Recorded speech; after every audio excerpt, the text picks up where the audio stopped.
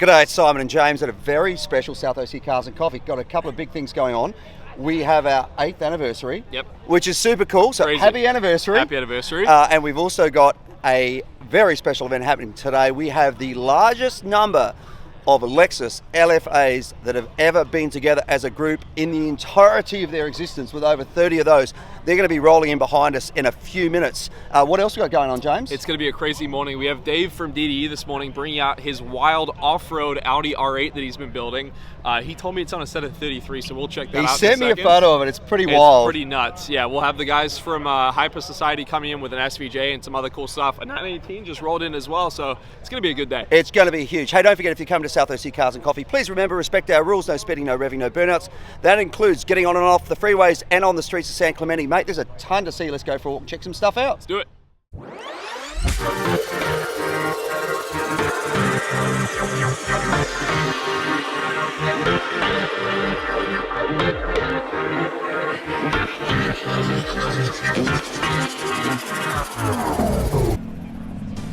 This is the biggest gathering of LFAs ever in the world. Welcome.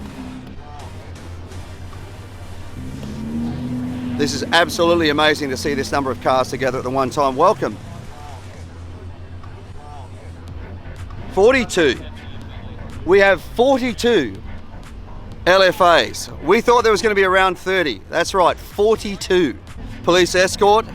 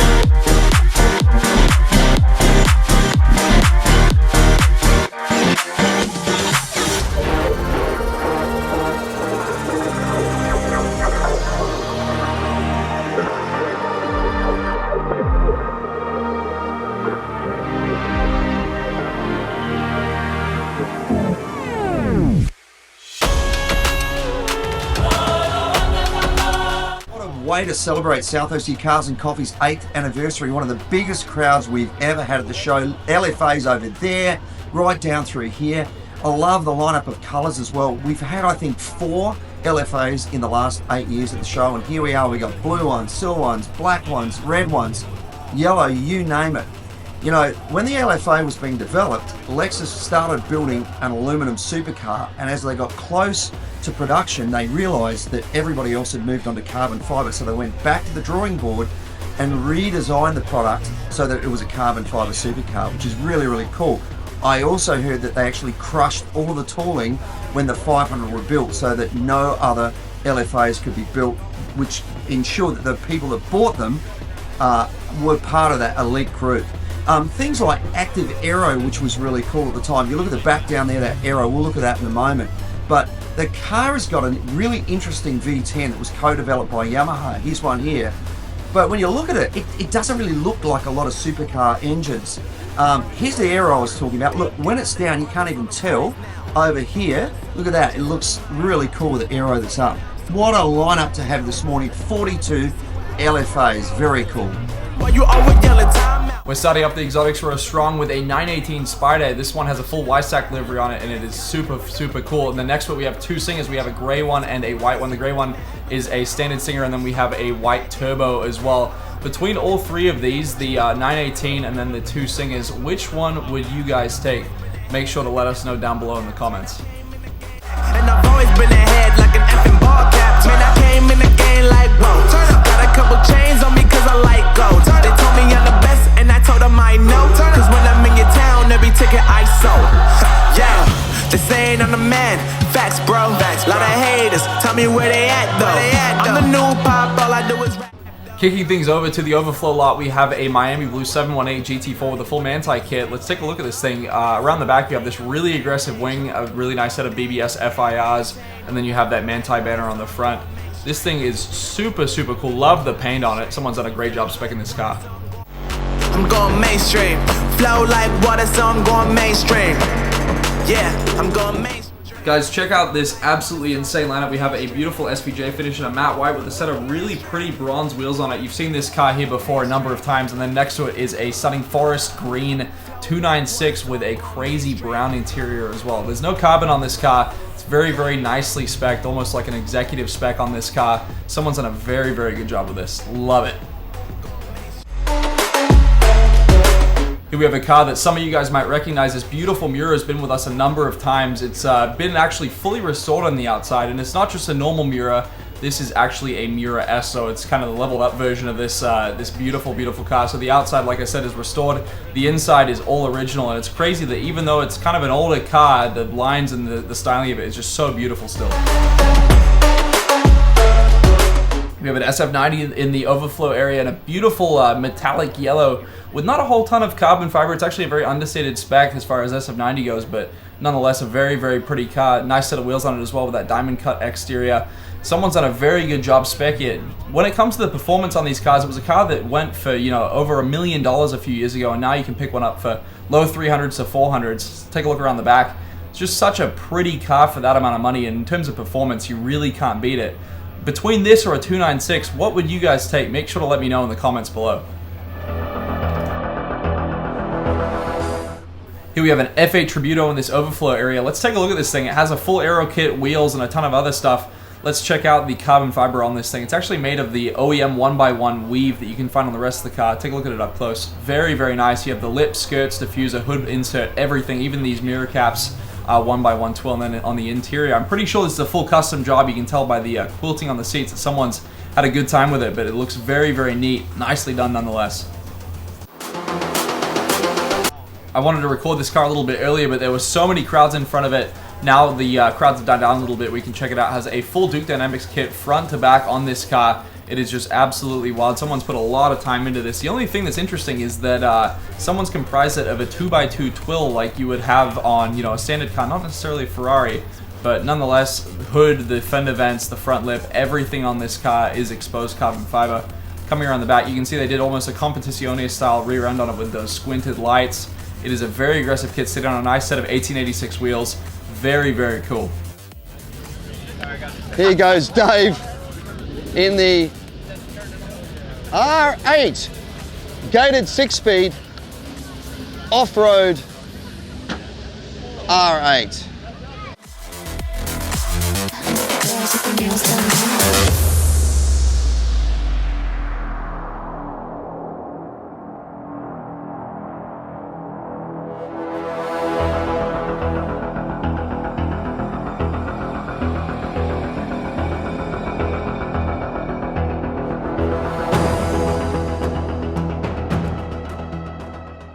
Big thanks to Nick and the team from McLaren Lambo Newport Beach. Brought along this BAC this morning. If you want the ultimate track day car or canyon car, this thing, it cannot be beat. It's so cool. Have a look at this push rod suspension down in here. F1 style steering wheel, all instrumentation. It just looks like a full-blown race car, doesn't it? Notice there's no windscreen, so you have to wear a helmet when you're driving this thing, which the guy was wearing. But oh, this thing is so cool. Such a great little race car. Show is so busy this morning, we've had to put these guys, that's Ryan Edge, and then of course the guys from DDE. We've got the Lamborghini here, and also the really cool two-tone Bentley over the other side from the exotics.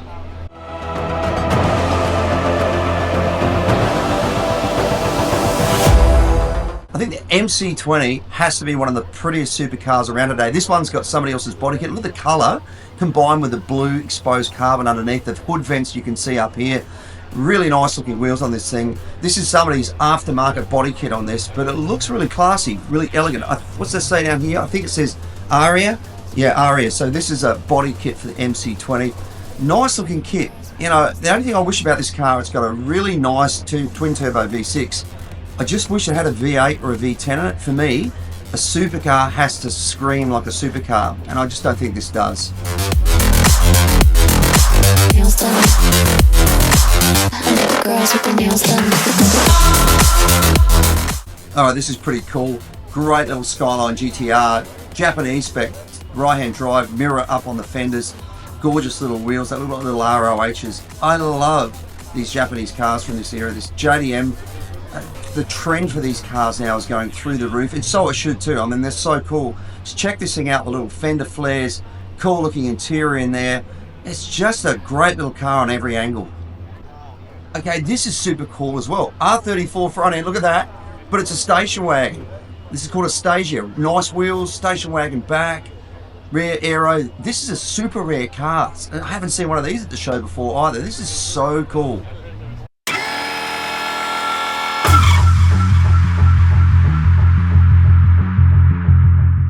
Arguably America's ugliest car ever, the old Edsel, but so cool to see, isn't it? The guy that owns this was telling me he's 16 years old. This is a barn find he drove down from Washington. It's been in the barn for 30 years, and basically they went up there, bought the car, got the engine running, and then he tried to drive it home, got as far as the border and the tyre blew out. But super cool, somebody at 16 would buy this car and get it back on the road.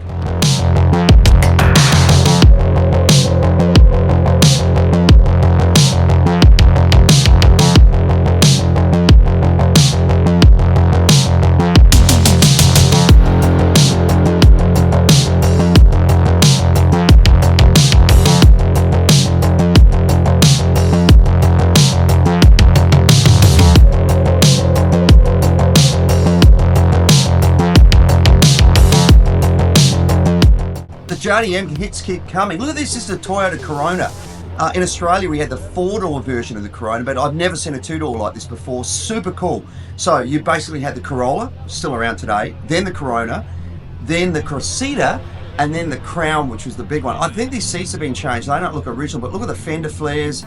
This is a really cool little car. I guess it's not the same pedigree as the GTR, but it's still super cool to see, isn't it?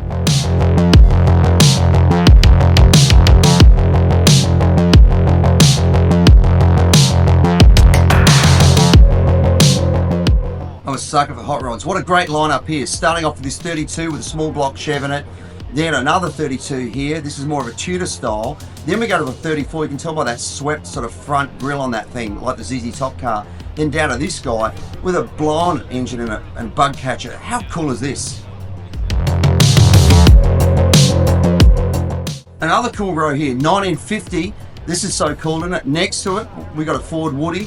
Next to that, we've got an old Packard Woody, and then this up here is super cool. This is a Diamond T truck that's been converted into a Woody wagon by a gentleman by the name of Tom. More modern engine in there, but look at this woodwork. Tom did all of this himself. I don't want to talk about it too much now because this is going to be our car of the week. So cool.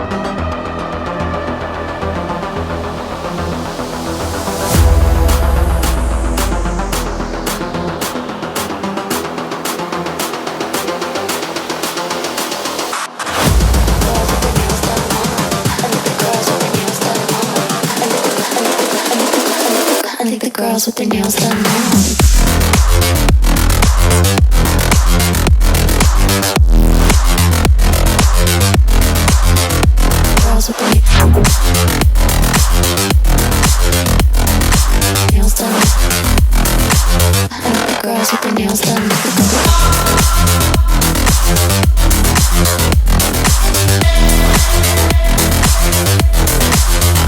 Girls with their nails done.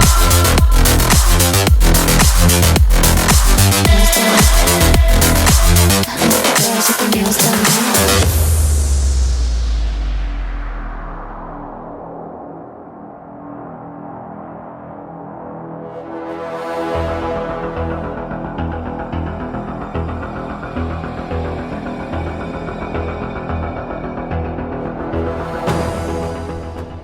Now, where the LFAs used to be, we have a 992 GT3 RS. This thing is absolutely mental, brought in by a gentleman named Landon McBroom. This car is just crazy. Check it out. All the carbon fiber on this car. See, these guys are about to head out. The carbon fiber wingtips, the rear diffuser here, side skirts, everything on this car is carbon fiber. Nice set of HREs on it, and a wrap from a Nosatech. You guys might recognize this car. It's been all over the internet, but the guys at R1 have done a crazy job building it. Very, very nice. Oh, this is gorgeous too, isn't it? This is a Mercedes 300 SL, not the Gullwing, of course. That would be worth a lot more. This is the convertible version, but how beautiful is it? Those lines on the side, the sort of eyebrows over the fenders, the beautiful paint-matched hubcaps. It's just such a pretty car from such a pretty era. Absolutely love it. That is a wrap for our 8th anniversary South OC Cars and Coffee. Thank you guys so much for coming out. And please remember, if you are continuing to come to South OC Cars and Coffee, respect our rules: no revving, no speeding, no burnouts. That includes on the property, driving through the streets of San Clemente, and then getting on and off those freeways. I want to say a massive thank you to the sponsors. We have the Brackets Here Way Marketing, Autoparts.com, Spark AI, Maguire's, Mazda, iAccident Lawyer, Go Mobile Tire, Exodus Rigs, Coldwell Banker Realty, Next Level Auto Protection, Sierra Ineos, Grenadier, Hillbank Motor Corporation, Magnaflow, Camberg, Mountain View Adventure Vehicles, and Josh the Auto Buyer as well. I also want to say a massive thank you to all the volunteers that help us put on this event each and every week. We could not do it without you guys. Remember, if you want to become a volunteer, hit us up on Instagram at South OC Cars and Coffee Merch. It's when we handle all the volunteer rostering, and then while you're over there, check out some of our hats, hoodies, t-shirts, stickers, everything that you guys possibly want from South OC Cars and Coffee Merch. If you are volunteering, you get to bring your car in before 8:30, and then Ruby's Anna provides a free coffee and donut for everyone helping us out. Yeah, big thank you to Ruby's for doing that and also feeding the masses, and a massive thank you to the Outlets of San Clemente for allowing us to be here. If you need to do any shopping, go to restaurants, grab a coffee, whatever, come to the Outlets, tell them South OC Cars and Coffee sent you. Well, that is it. Thank you so much for watching. Don't forget to like, comment and subscribe. We'll see you back here next week for another South OC Cars and Coffee. Thank you guys.